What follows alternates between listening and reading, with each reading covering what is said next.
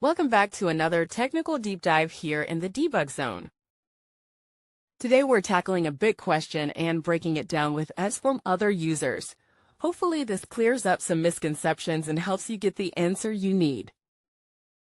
So buckle up, stay a little curious, and let's jump right in.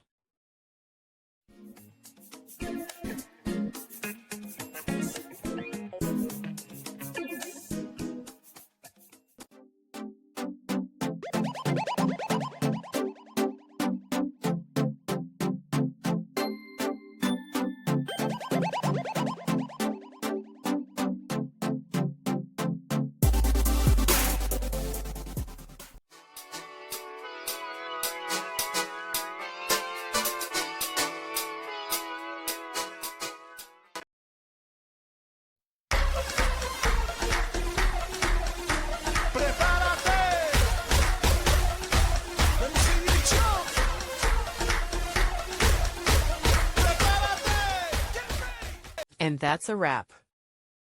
I hope you found the answer you were looking for. If you did, take a second to hit that subscribe button. It really helps out.